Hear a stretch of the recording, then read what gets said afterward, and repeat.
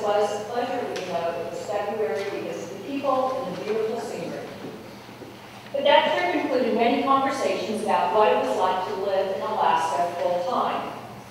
One of those conversations was about what it's like to be a resident and to have to drive on the roads. You see, those roads that interconnect Alaska are few and far between, and they are very well traveled. They're well traveled by both the locals and also by seasonal visitors. That mix can become incredibly dangerous because the beauty of the land can completely overwhelm people who have not seen it before.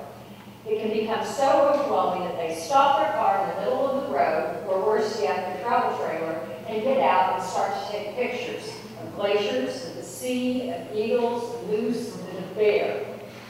It's stunningly beautiful, but locals, simply trying to get from point A to point B, which is often some 400 miles, will be zooming along the highway at 60 miles an hour and around the turn to come to a complete dead-stopped trailer in the middle of the road. Even a short trip on the Alaska highways can be incredibly perilous. Today's gospel reading is part of a larger story that begins on another potentially perilous road, the road to Emmaus. In this story, we have two disciples walking along.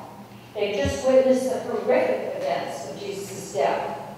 One can only imagine what they must have been feeling inside at that time. They must have been overwhelmed by fear and absolute terror.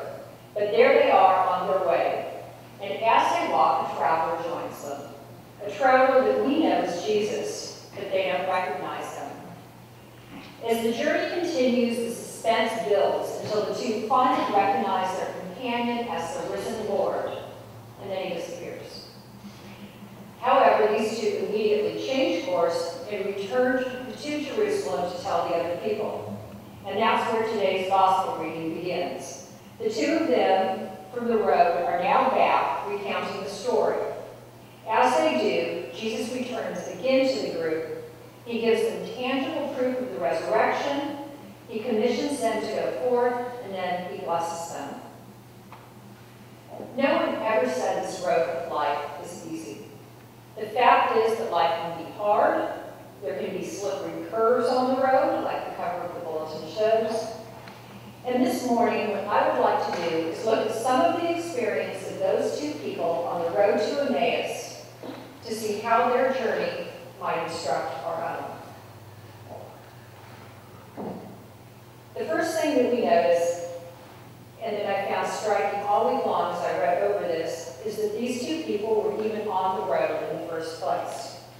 Now think about it. Think about all that they have just witnessed in Jerusalem, all those events that ultimately led to Jesus' death, and that they personally witnessed the crucifixion. Surely they knew that they would be next. Their very lives were in jeopardy, and the fear that they had must have been overwhelming. But instead of locking themselves up in a room somewhere, incapacitated by what-ifs, they're out on the road. They're moving forward regardless. Sometimes when we're afraid of what-ifs, the temptation might be to withdraw, to avoid those things that cause us worry and anxiety. For example, we might avoid confronting an obvious problem because of possible consequences. It might be something in our marriage, or it might be enabling behaviors that perpetuate a bad situation. We might avoid trying something because we might not succeed, or because we have to be perfect at everything we do. Or we might avoid an uncomfortable task, like talking it through with a person who has hurt us or angered us. I'm sure you can add many lists of things that we avoid. Many things to our list of things we avoid. But avoidance can be one of the washouts on our road. Avoidance might give us some sort of temporary short-term relief, but in the long term, it only serves to reinforce our fear. It also reinforces our view of ourselves as inadequate, weak, and ultimately a failure. There's only one way to tackle fear and anxiety, and that is to face it and look at it straight on. Those two disciples overcame their fear and moved forward, taking off on that road to Emmaus despite what they felt. We too should move forward, even when we are anxious and afraid. Another behavior to be aware of when the road is unhealthy escapism. It's fascinating that the two disciples were on that road to Emmaus. Emmaus is a little known place and it doesn't come up often in the Bible, and the gospel writer doesn't even tell us why they were on their way there in the first place. Maybe they were on their way back home. Maybe they had found work there. Or maybe they had just seen so many horrible things in Jerusalem that they had to get away from it. One theologian interprets the road to Emmaus as the place we go in order to escape. A bar, a movie, whatever it is, we throw our hands up and say, let the whole darn thing go hang. It makes no difference anyhow.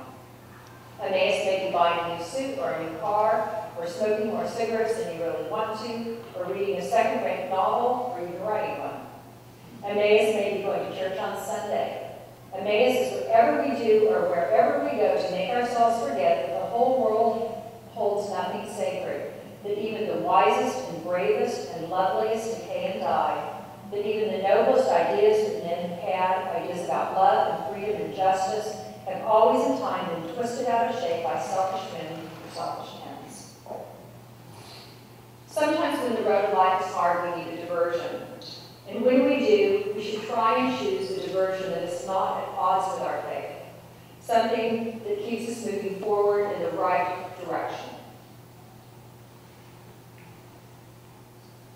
And on this journey of life, we must stay open to the transformative power of Christ to break into our lives and to shape our future direction.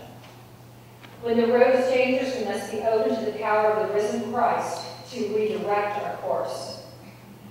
What happens when those two disciples realize that their travel companion is really Jesus? They immediately turn 180 degrees around and return to Jerusalem. They change the direction of their travel. And as a result, they experience God in a new way and gain a new focus for the rest of their lives and a new purpose. When they return to Jerusalem, Jesus again appears to them. He addresses their doubts. He commissions them on a new road and defines where they're going, and then blesses them as he sends them out. Think what would have happened had they instead just looked at each other on that road to Emmaus after they saw Jesus and said, well, that was interesting, and kept on with their journey. Things would be very different, and we might not actually even be here today. So here's a story about an absolutely horrible and tragic experience that ultimately transformed a person's entire future. Some of you might have heard it, but don't let on. It's about a 7-year-old boy whose name is Walter Elias. He'd been living in the city for most of his life, and then his family decided to up and move out to the country. He loved that decision. He loved being on that farm. He had an incredible imagination and loved to make believe. One day, shortly after they moved out there, in the middle of summer, he decided to go out exploring. He'd heard about owls, and he'd heard they had made wonderful pets. He set out in search of one. Unbelievably, in an apple orchard, he actually found one sleeping in a tree on a low branch. He knew that they were nocturnal and was probably very much dead asleep, and so he decided to sneak up very quietly, and he was successful. His plan was to grab it and take it home, tame it, and make it his pet. And the story doesn't end well, I'll warn you. He crept up to that owl slowly, and it didn't wake up. And then finally he got there and he grabbed both of the legs of the owl. The owl woke up and attacked him, and for whatever reason, in that little 7-year-old's mind, he held onto both of the legs of that owl as it attacked him and scratched him. And as a reaction, he picked the owl up and swung it to the ground and stepped on it, fatally injuring it. He didn't know what to do, so he ran back to the farmhouse, got a shovel, and buried it. But he couldn't bury that experience from his emotions. He dreamed and dreamed about that event for years. Even as an adult, he reportedly never ever really got over what had happened. Deep down, it affected him for the rest of his life. But Walter never ever killed again. From that experience, he was shaped.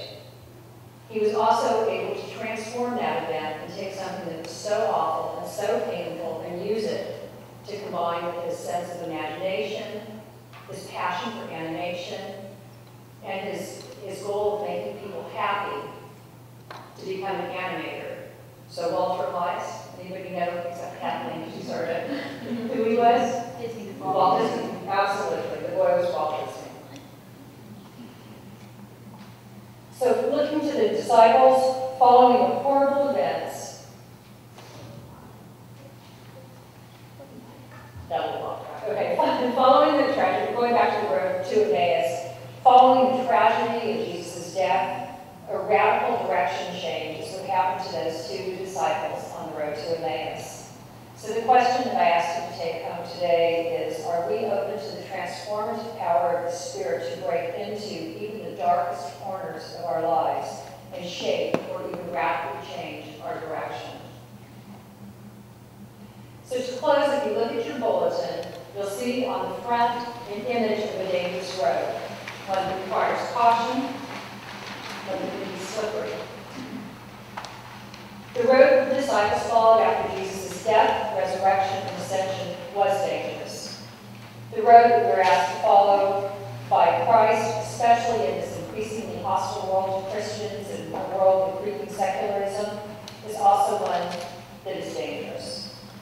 But if you look at the back cover, there's also another image. It's the more peaceful image.